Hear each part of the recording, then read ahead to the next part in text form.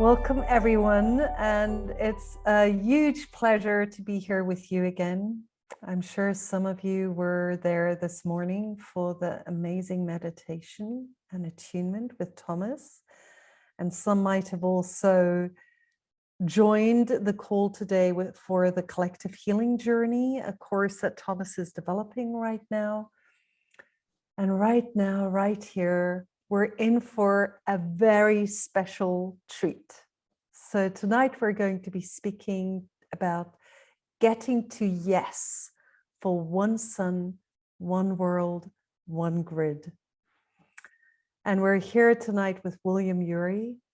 I feel, I just really appreciate William's presence in the world, wherever he goes, and I'm sure you'll all agree with me by the end of the evening if you don't already know him and agree. But William's passion is helping people, organizations, and societies get to seemingly impossible yeses, agreements that work for everyone. Trained as a social anthropologist, he has worked as a mediator and negotiation advisor in many of the world's toughest conflicts, from the Cold War to the Middle East. He's co-author of Getting to Yes, a 15 million copy bestseller translated into more than 35 languages, and the author most recently of the award-winning Getting to Yes with Yourself, which is no tougher than getting to yes with all those others sometimes.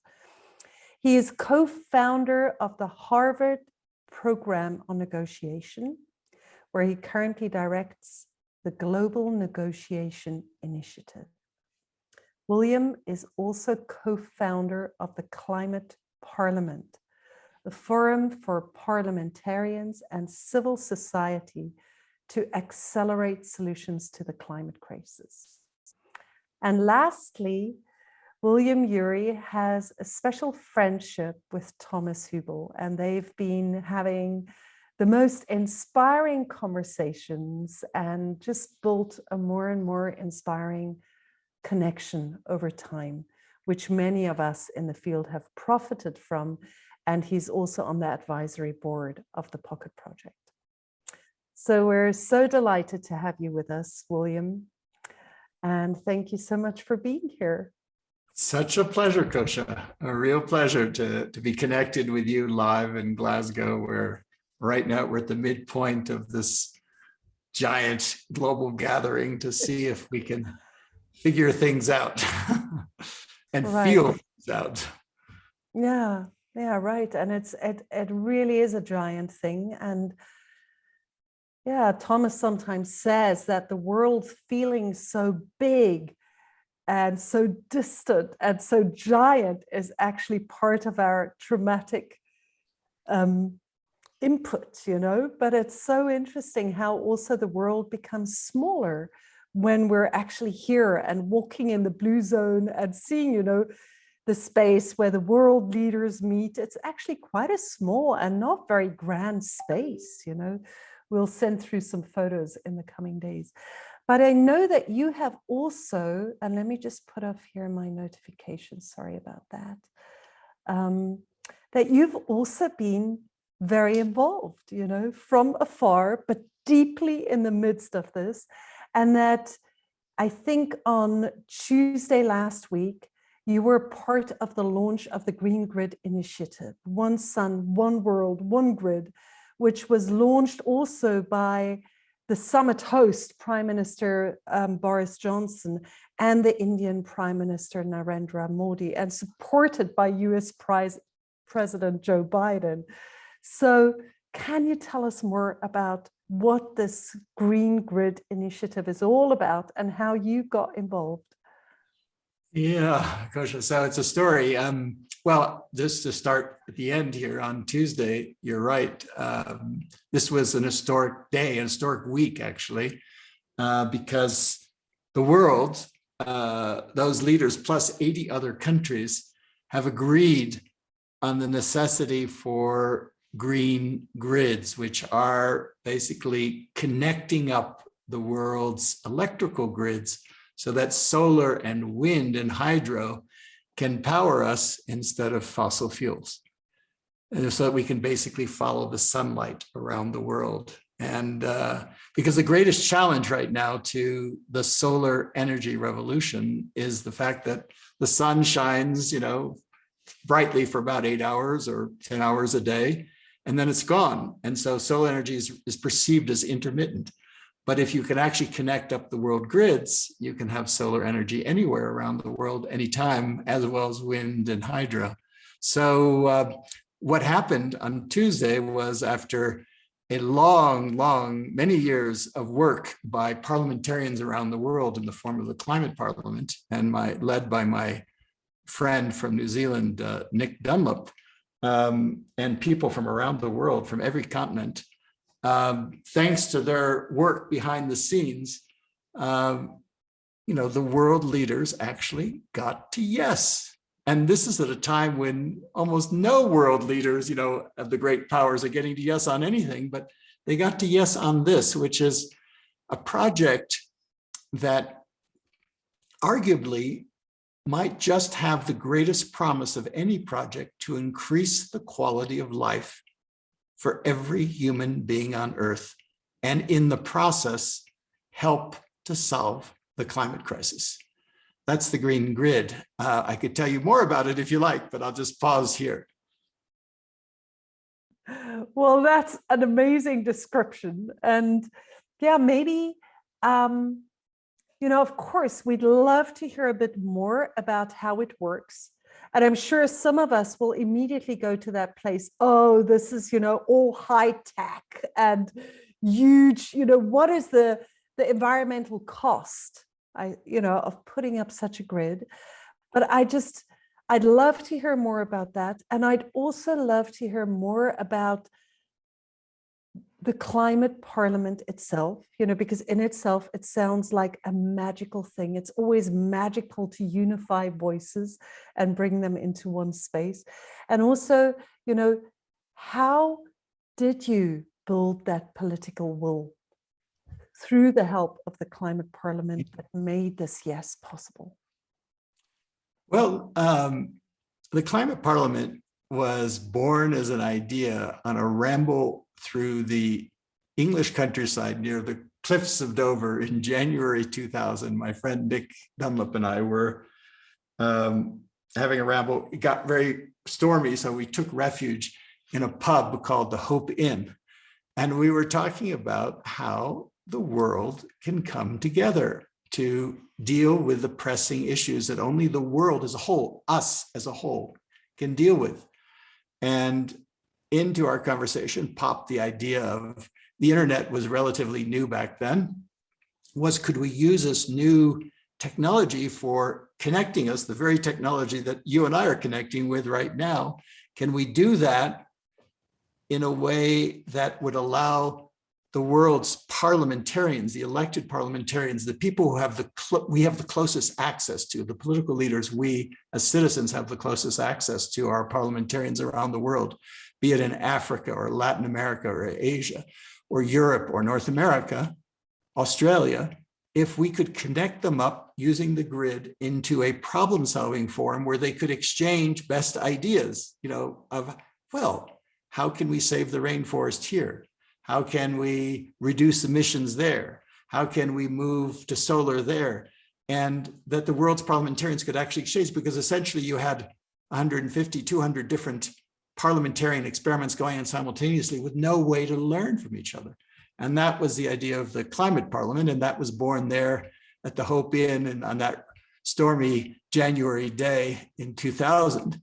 Fast forward, we began to hold hearings in different parts of the world, in Africa and Asia and India. And scientists brought the parliamentarians different ideas. And one of the ideas that rose to the top was the idea of the green grids, was this idea that if we're going to make this great transition, which we need to make, and let go of fossil fuels, and start powering ourselves off the sunlight. Because, there's what they told us was that in 1 hour, enough sunlight falls on the earth that can power the entire needs of humanity for an entire year, just 1 hour. So if we can capture that sunlight, and the thing that's so beautiful about the sun is that, you know, if I use some solar energy, it doesn't take away from you, right? If I take any other form of energy, you know, for me, it's positive sum, it's abundant, it's unlimited. It's the sun falls on the poor as well as on the rich. And what's fascinating about justice is that the sun tends to fall more in the poorer countries than it does in the richer northern climates, so that you have the possibility that, for example, the Sahara, where people are desperately poor and where there's famine, they could export with a grid, they could export enough energy to power all of Europe, and then also support themselves and give themselves livelihood. So it offers so many opportunities. I remember there was a rather eccentric genius who you may know, some of you may remember by the name of Buckminster Fuller. You might remember, like, you know, buckyballs, and, you know, I mean, it was absolute genius. And he used to, in the 1960s, run a simulation. He called the Earth Spaceship Earth. And he used to run these simulations he called the World Game in San Francisco. And my mother actually participated in some of these. I remember her coming home and telling me about them. And they were simulations of how can we enhance the quality of life of every person on Earth? How can we take care of every person on Earth with spontaneous cooperation? And he would run all these experiments looking for where are the magic switches, where are the places where we can actually take action and they can have magical effects, or strong, not magical, but magical seeming effects, large scale effects for everyone on the planet. And it was interesting, he ran all these experiments, and the one idea that came to the top was interconnecting the world's electrical grids for solar and renewable energies to flow. That was the thing. So they made that priority objective #1 for the World Game. So that idea was brought to us. We studied it, we talked about it, different parliamentarians and so on.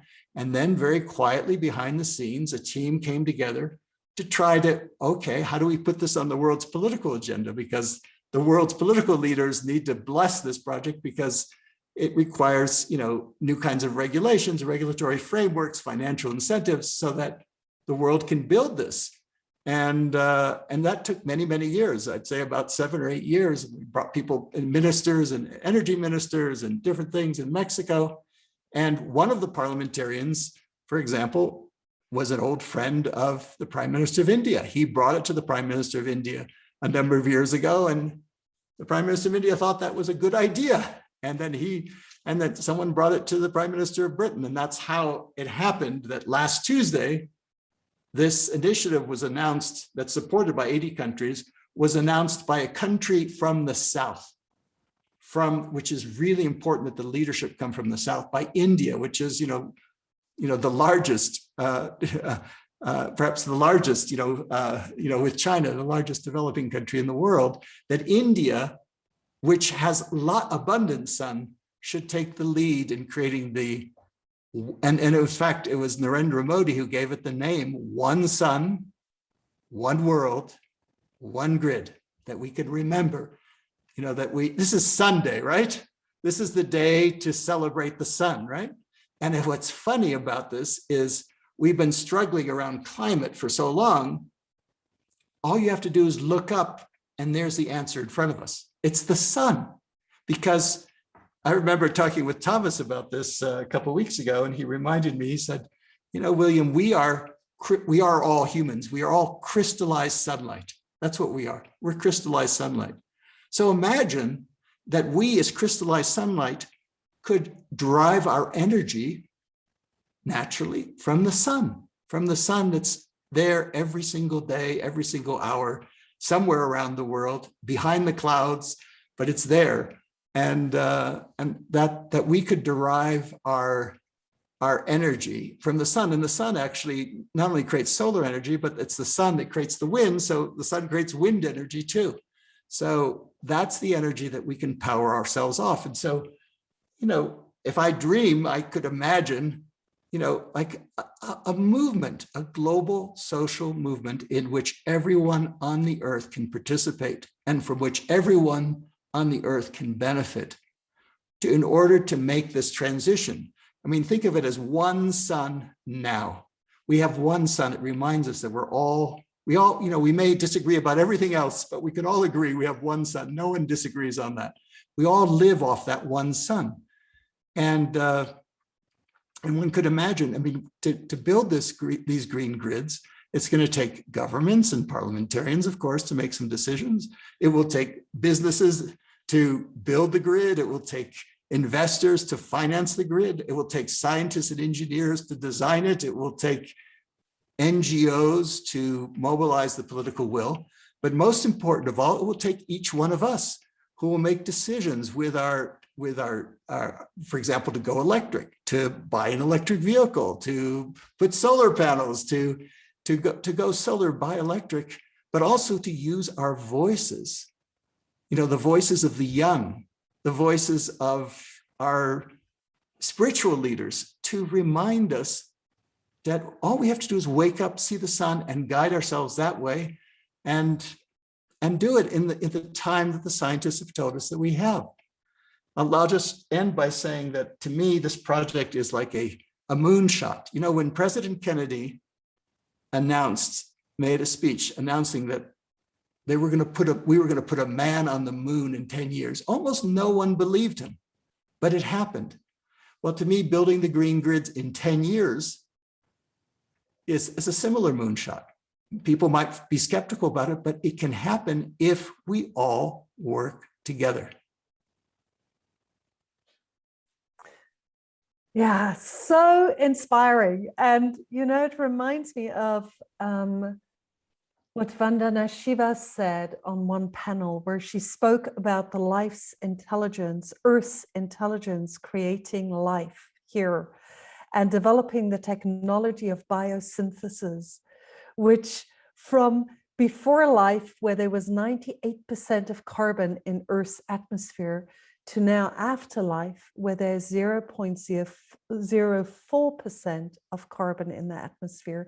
And that was drawn down by photosynthesis, the amazing technology of biosynthesis, and just how all life has grown from the sun, and our atmosphere has been built by the sun in a way that has enabled the abundance of life to be here. So of course, even oil and gas and all of those are from the sun, but at the moment there's so much destruction of plant life connected to climate change. And this is something as if human beings would wake up more fully to the direct access to sun energy. So it's really beautiful, that connection to the one sun.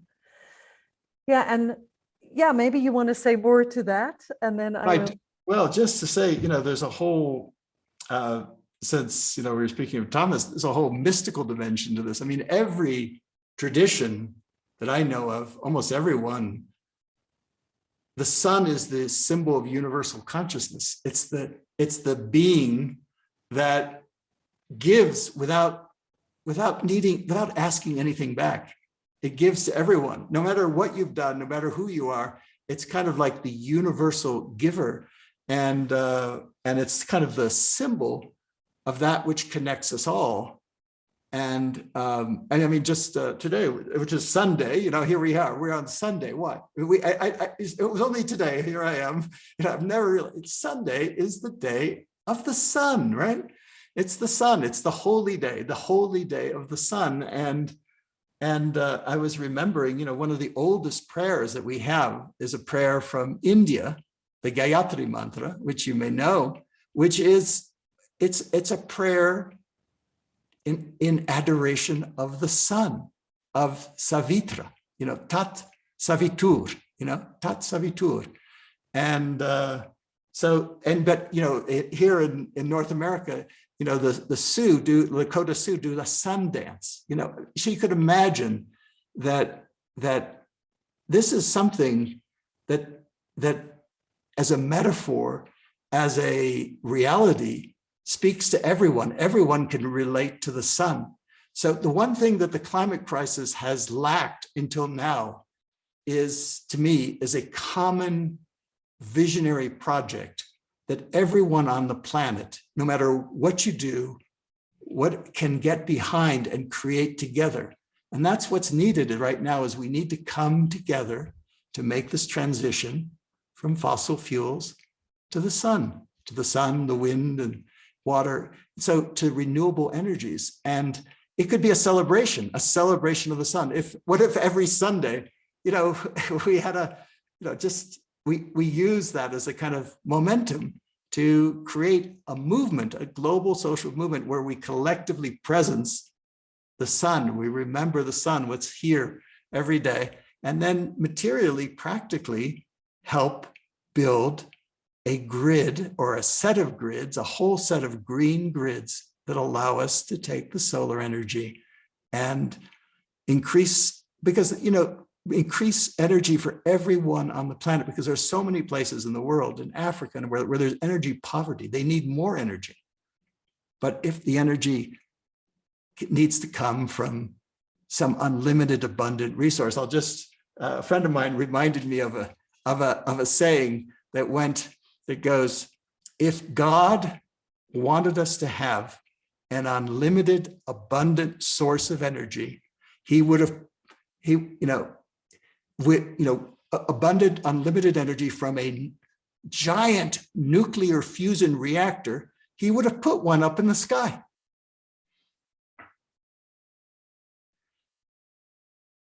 Yeah, beautiful. So I'd love to hear more about maybe also because it sounds amazing, right? And I'm also thinking of the $130 trillion which investors have promised for zero carbon investment. And I'm thinking, wow, this is a marriage made in heaven. These two could dance really beautifully together. But I'm also just thinking about the more critical voices. I just want to bring them in, and then Yes. You can show us how it's done, the getting to yes. But just coming to yesterday, the protests were here, and Greta Thunberg spoke on Friday, and she named COP26 as the most exclusionary summit ever, which we know is true. So many of our friends weren't able to come, COVID and the late date decision-making, and she also called the climate summit a global North greenwash festival. And I can see some truth in that there is a lot of focus on technology, actually on business driving change. And we could share more about that later. Maybe, what is the change that needs to come from the inside, from the heart of each person, and what is the change, the systemic change that we need to create. But where is the green grid? Where does it include aspects of that? Where is it a true transformation, and where does it actually enmesh capitalist structures and ways of doing things into the very grid of life of every country in the earth?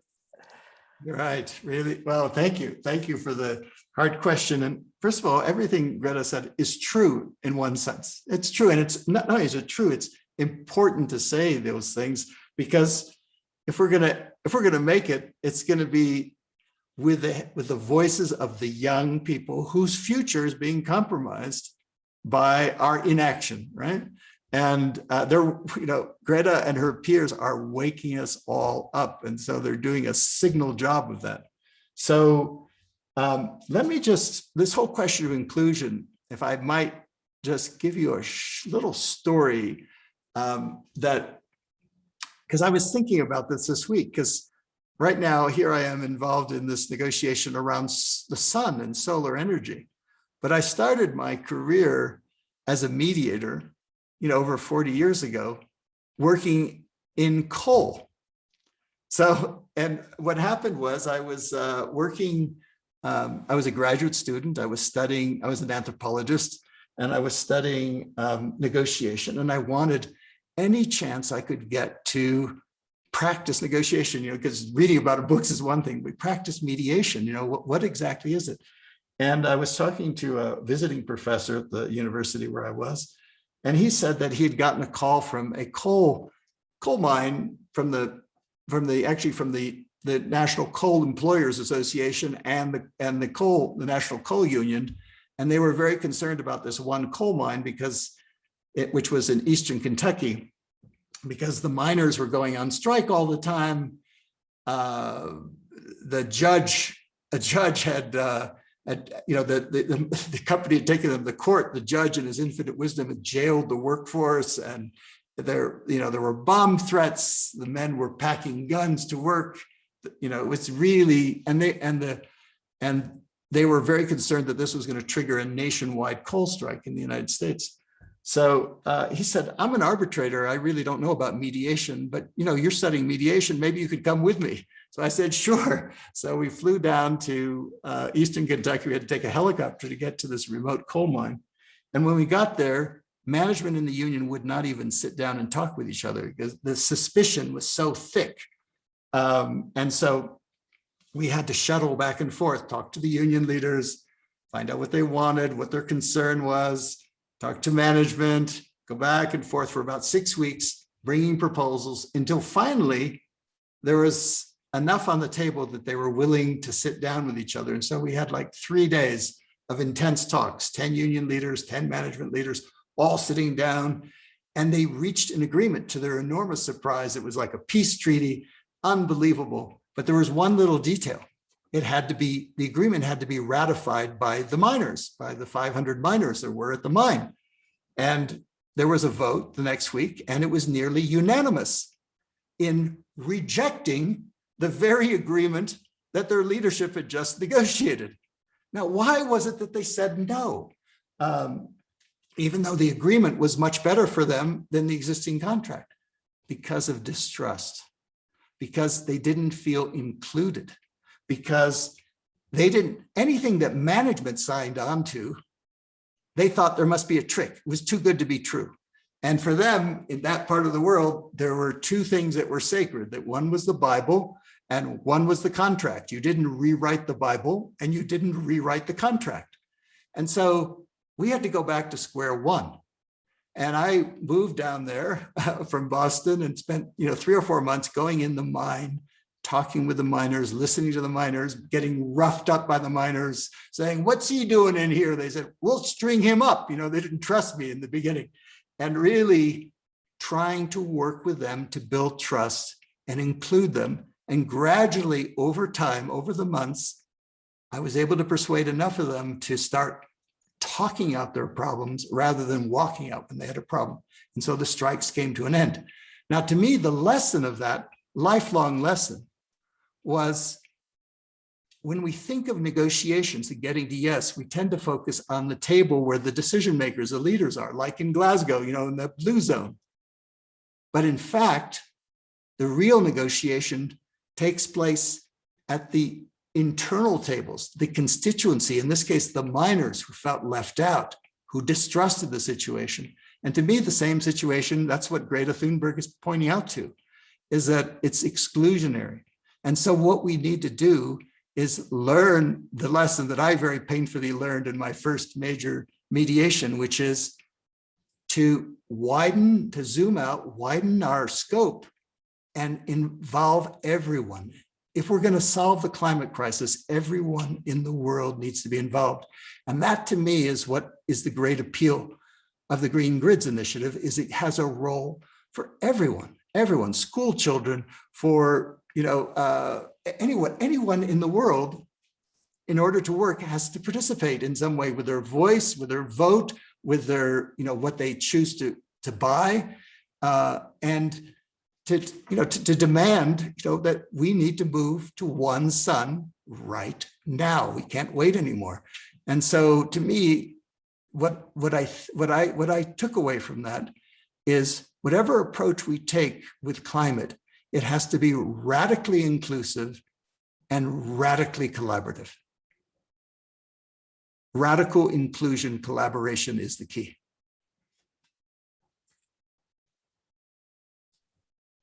it sounds like we're speaking about, really strengthening participatory democracy on a world level. That was the idea of the climate parliament in the very beginning. It was called the EPA, was going to design to do with a lot of issues, but we happen to focus on climate, but that's exactly it. And if you think about it, I mean, right now, for example, in order to make this transition, that's going to require, and here's another hard question, it's going to require closing down hundreds of coal mines, hundreds of coal-fired power stations, hundreds of steel plants around the world. If we don't include, like I had to go into the mine, if we don't include the miners, if we don't include their families, if we don't include the steel workers, if we don't include them, and if we don't offer them better jobs with solar panels or doing whatever, we're going to just create this giant blocking force that right now is blocking us. I mean, in the United States, for example, what's blocking progress, for President Biden on his climate bill is a senator from a coal state, Western Virginia, Senator Joe Manchin, but if we don't address his constituents, we're not going to get there. So we need to radically include all the people who we might disagree with, who might deny climate, but whatever, we have to take care of those people and we have to reach out and we have to start listening to them. And that's the hardest work that we humans can do, is to sit down and listen to people whom we might violently disagree with. But that's the work we need to do. That's the work we're being invited to do. If we're going to deal with this climate crisis, we have to open our arms. And I'll just give you one poem to me that sums up this, which is a poem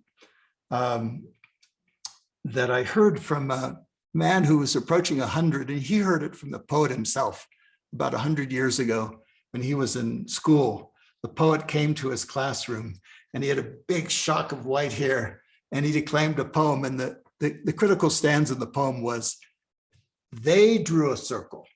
They drew a circle and shut me out, a rebel, a heretic, a thing to flout. But love and I had the wit to win. We drew a circle and took them in." And that's what we need to do. I even wonder whether you want to explain that again, especially for those of us for whom English is not the first language, because I love that poem. I've heard it before. I get it immediately, but I didn't get it immediately the first time I heard that. So yes, so let me explain it. So basically, we're dealing in a world right now where we're constantly offered a choice. Do we include the other, or do we exclude the other, right? That's the constant choice, whether it's immigration, whether it's refugees, whatever it is, do we include or do we exclude? And what the poem suggests is, there's a tendency in every one of us to exclude what we don't like, exclude those capitalists, exclude whatever the thing is that we're trying to exclude, the climate deniers and so on. And what the poem says is they drew a circle. In other words, the excluders are drawing a circle, a very narrow circle, and they shutting out people and shut me out. In other words, they shut me out as a rebel. They consider me a rebel, a heretic, a thing to flout. What a flout is to whip, right? So they drew a circle and shut me out, a rebel, a heretic, a thing to flout. But love and I had the wit to win. In other words, love came to me and I thought, what can I do? I'll draw an even bigger circle and take them all in. And that's the key move, the key jujitsu psychological move we're being invited to do is to reach out to those people who exclude us, who think we're whatever, and reach out with love, draw a wider circle and take them in, because only in that wider circle collectively are we going to be able to tackle the very real issues we have, including climate. Yeah, wonderful. And I think, it's part of what we're doing here in these conversations is that we're bringing such different voices in that are sometimes not speaking to each other and listening to them and giving them a space, and I know this must have been part of your work in building the political will behind the green grid. So I wonder whether you could share about some of the challenges you've faced or are facing, are expecting to face. And I also remember that you use this beautiful image that I've been practicing, in my life when I feel somebody, because even often we feel somebody is excluding us and they're not even excluding us, but it touches that place in us and we start being more protective and it just builds so quickly, right?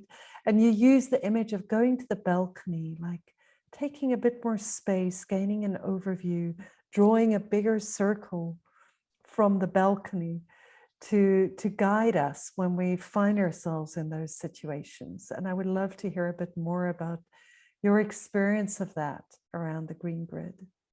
Yeah, so, well, first of all, let me say the credit for the work on the green grid really belongs to others. I'm a co-founder of the Climate Parliament, but really so many people played a role.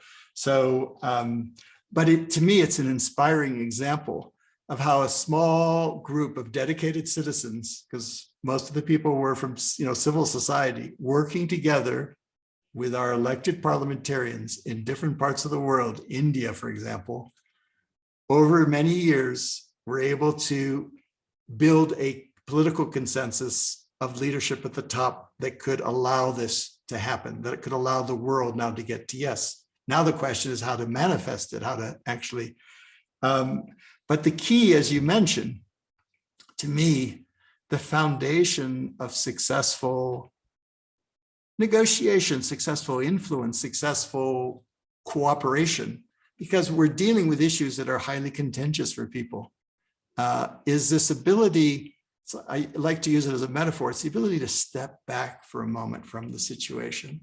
Just step back, almost as if everything was happening on the stage, like a giant play.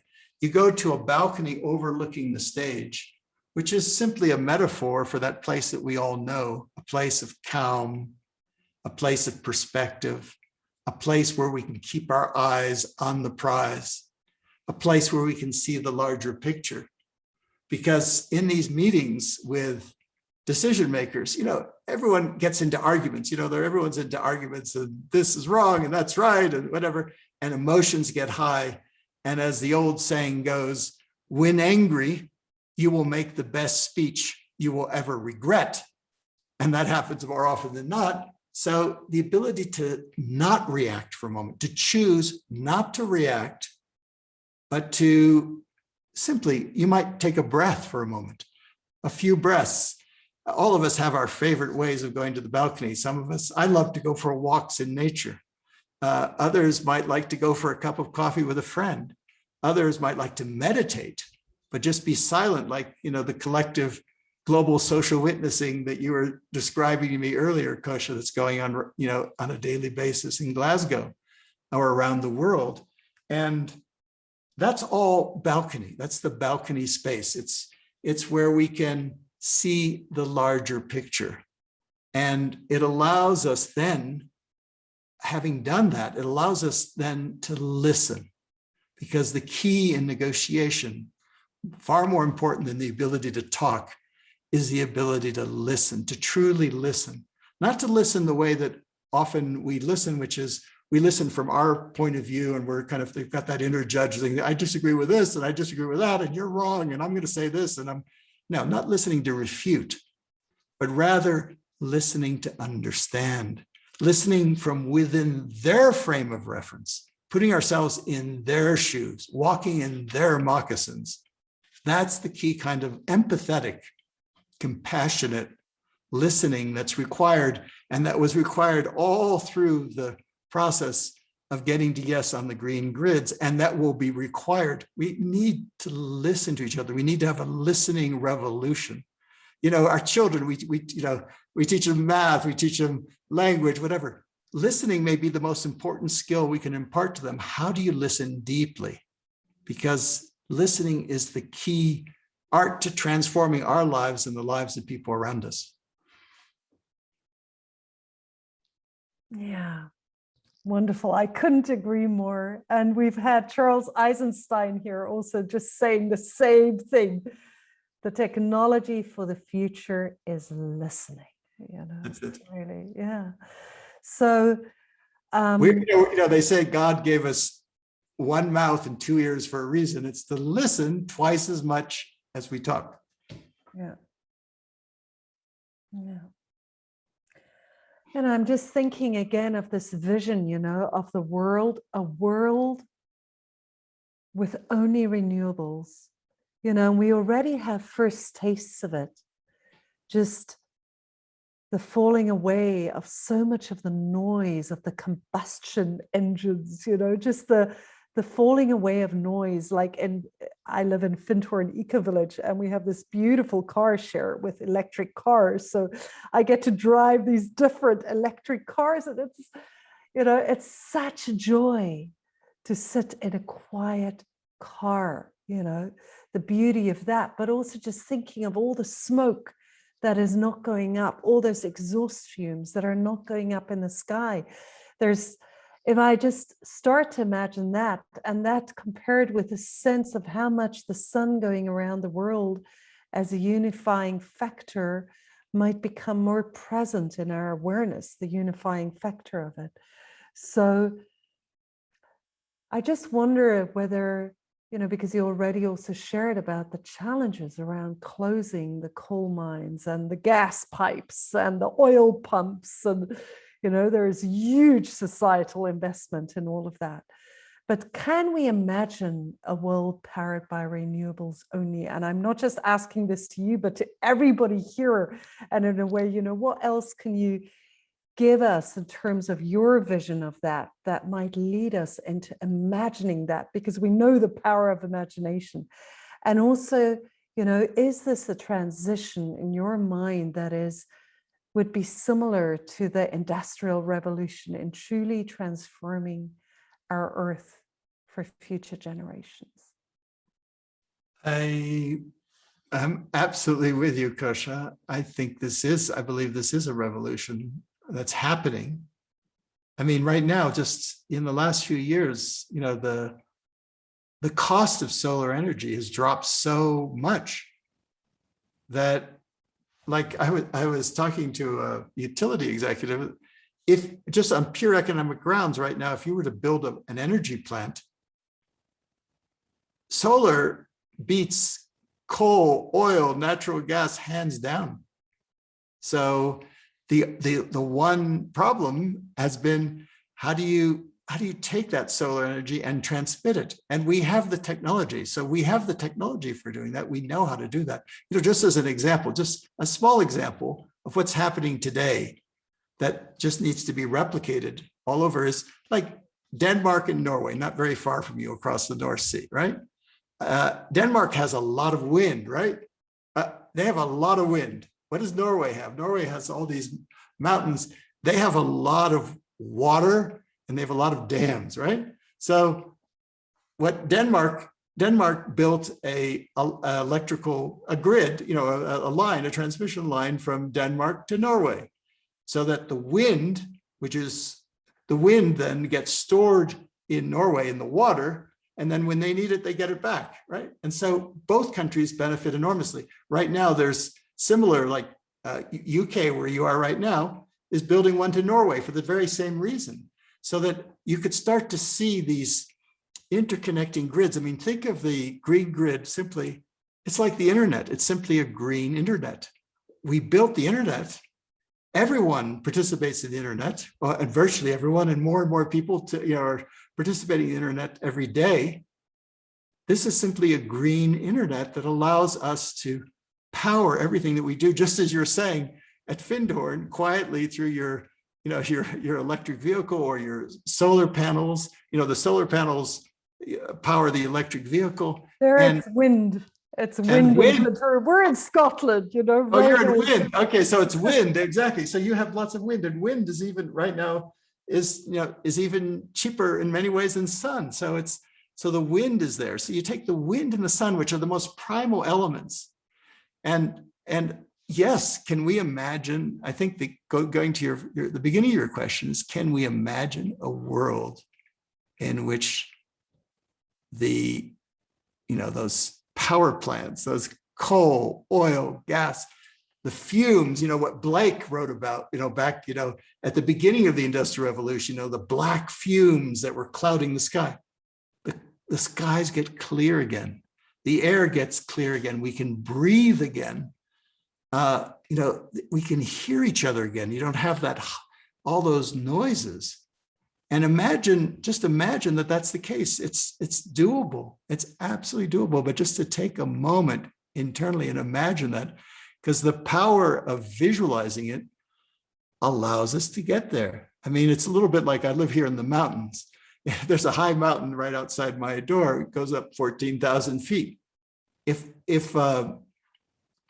this summer I climbed it with my sons, but if we're at the bottom of the mountain, you look up at the top of the mountain, you think I can never get up there. But if with your imagination, as we did, you imagine yourself already on top of the mountain, then it's easier to say, okay, how did I get up there? So in other words, you learn to work backwards from your vision. So if we imagine a world where it's purely renewable energy, let's say in 10 years, imagine that, 10 years, we close all the coal mines, we built the green grids, the whole place is run on renewable energy. In 10 years, a little bit like when Kennedy said, imagine a man on the moon or a woman on the moon, a person on the moon. In 10 years, imagine that. And once you imagine it, it's actually easier. Sometimes it's hard for us right now, there's so much despair around climate. And so it seems like there's no way to get from here to there. But with our imagination, we can go from there to here and then back.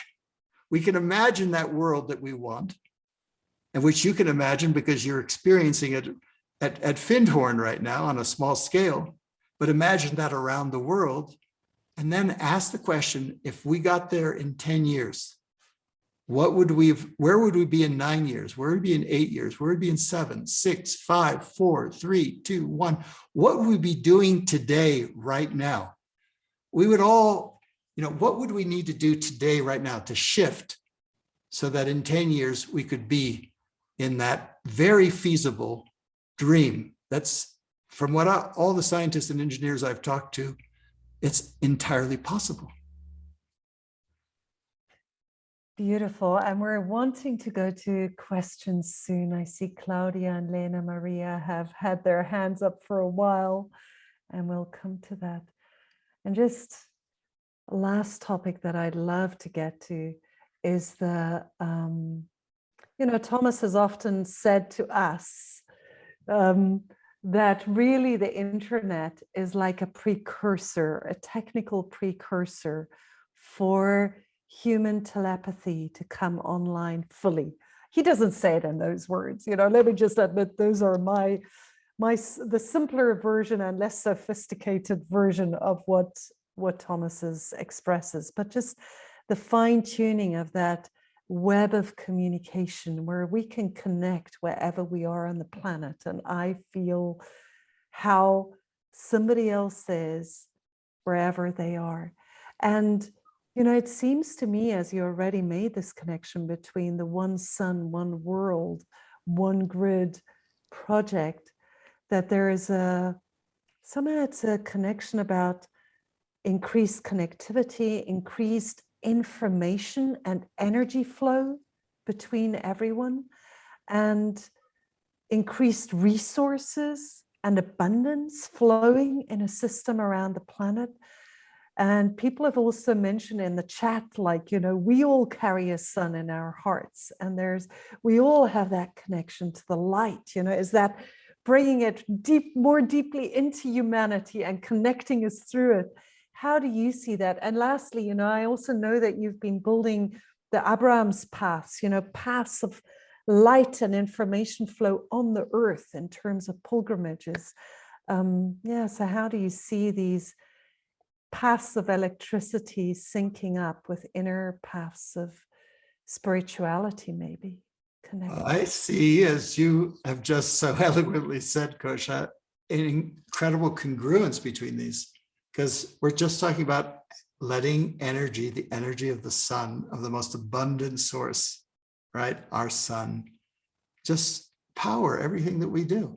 It's so it's all about interconnection. And that's the challenge at a material level. It's a challenge at a psychological, emotional level, where to connect up. And it's a challenge at a spiritual and metaphysical and mystical level.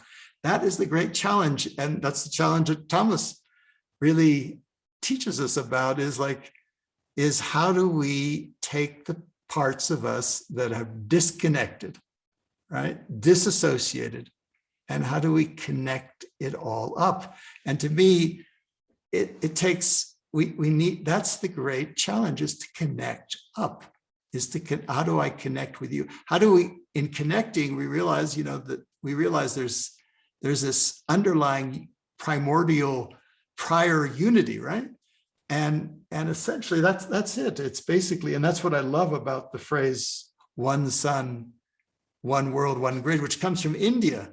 From India, one of the oldest civilizations with all its ancient spiritual knowledge, where the Gayatri mantra, it's like one sun. There's one sun. We have one sun. We have one world. We have one grid, which will be a grid for energy, but it'll be a grid for all kinds of the invisible energies that you're talking about too, and a grid of collaboration, where our hearts connect up. And I love the idea in the chat that the sun is actually our heart. It is actually, and metaphorically we know that. So so to me, that's what I love about this this concept. Is we've been looking, climate. It's gotten so, as you mentioned, so technical, so science, all this science and complexity and this and that. We have to bring it home viscerally. It's our hearts, it's our sun, and connect that up. That's what's going to motivate people to actually change, make the changes. And the amazing thing about the sun, I've worked all my life on conflict, right? Which is win-lose, right? It's kind of often people get into this win-lose. I'm going to win, you're going to lose. It's zero sum. More for me means less for you. And we're being invited into a world where more for me means more for you. More dignity for me means more dignity for you. More solar energy for me means more solar energy for you. So that's the shift we're having to make from a zero-sum world, a zero-sum mindset that constrains us, to a positive sum where there's more for everyone, where the pie, instead of being divided up, can be infinitely expanded. And that's what the Green Grids Initiative is about. Beautiful. And it reminds me that Thomas today spoke about really contributing our part to change is an act of generosity. Yeah. That's it. Thank you. Thank you so much, William. It's fundamentally not a technological crisis. It's a human crisis in how do we make decisions together? Because we have the technologies. The question is, how do we actually listen to each other, take into account ourselves and the other beings around on the planet, the animals and so on? How do we accelerate our ability to make decisions, wise decisions, collectively? That's the only thing that's stopping us right now. And what's in the way are things like trauma, deep traumas that people have that lead us to, separate into different camps, and that's wrong and that's right, and rigid kind of thinking. This is why the work that you're all doing, that the Pocket Project is leading, that Thomas Schubel is teaching, and so on. All of that is critical, because in the end, this is not a technological problem, that we have the technologies, we know it. The problem is in our minds, in our behaviors, in our hearts, and in the traumas that paralyze them. And so to me, there's an enormous opportunity right now for humanity to begin to heal itself. And in doing so, create the world that Kosha was beautifully describing of solar energy. So for me, it's how do we blend and integrate the material and the spiritual aspects of life that allow us to live the life that we all want to live and that we all want to pass on to our children and grandchildren. It's ultimately right here. It's a human problem. And this is why these kind of conversations that Kosha and her colleagues and Anna and so on are hosting are so vital, because there are, the conversations going in Glasgow around political decision making. That's important. But in the end, it's going to be a humanity as a whole coming together and having a shift in the way in which we understand things. And that comes from healing, from making things whole. We're being invited to make things whole. And to me, the Green Grids Initiative is simply a tool, an instrument for helping in that global healing. Thank you.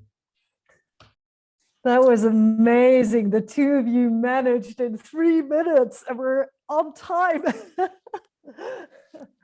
Oh, I just really want to thank you. I think this is it's a strong discussion. I notice in my feminine heart, I used to have strong discussions with my dad about technology. He was part of setting up the internet, and I noticed that same movement in me again. And I really, what I feel is a huge interest also around embracing technology and embracing the heartful, deepened act of belonging more fully to the earth and healing our inner trauma so that we can truly feel all living beings. And my wish for the One Sun, One World movement is that somehow it partners with the commitment to stop all deforestation and actually start reforestation of our planet by 2030, and that these initiatives work together as one. That would be my wish for you, William. And may it be so, Kosha, because actually, interestingly, I didn't get a chance to mention it, but my prior climate project was all about reforestation and regenerative agriculture. That's what I've been working on before this. Oh, brilliant. So it's already happening. Definitely. Well, certainly in me, it's happening. I can tell you that. It's so important. And, I'll just leave you with one last thing. The climate parliament, the very first thing we worked on was looking around the world to see where reforestation had taken place creatively. And so we brought parliamentarians from around the world, including from India, to Costa Rica. Costa Rica was, at one point, it was 2/3 forested. And then in about 50 years, they cut down half the forest. So it was 1/3 forested. And then they passed a very simple law, which created something they called an ecological services fee, where they gave a fee, they paid farmers to plant trees. And within 40 years, Costa Rica is back to 2/3 forested. So we had members of the Indian parliament there, and one of them was from Uttar Pradesh, which is a very large Indian state. He went back, he went to his father, who was chief minister, and said, "Dad, we're going on a trip to Costa Rica." And then in Uttar Pradesh, they introduced the same law, the same idea of ecological services. So for me, the climate parliament is as much about what you're saying, reforestation and regenerative agriculture, as it is about the green grids. It's about all of those working together. And I might say the feminine and the masculine working together. Yes. Well, my heart is very happy with that completion of our conversation tonight. And I want to thank the whole group here, to hold these. We've heard of, quite a few people who felt contraction and the pain of thinking about, but just to hold that together in this space, to hold the fear and the distress also that was expressed, in the chat here, in the conversations. I want to thank us all for I see Wendy Watkins sitting on her balcony, you know, for all of us also practicing being on our balconies as we host different voices and different pathways of visions and solutions. Thank you, William. Wonderful to spend this time with you. Thank you, Kosha, and thank you all, and thanks. And may your words come true, bring it all together so that we can actually regreen this planet and restore it to its natural beauty and live that life with renewable energy and with abundance for all. Thank you.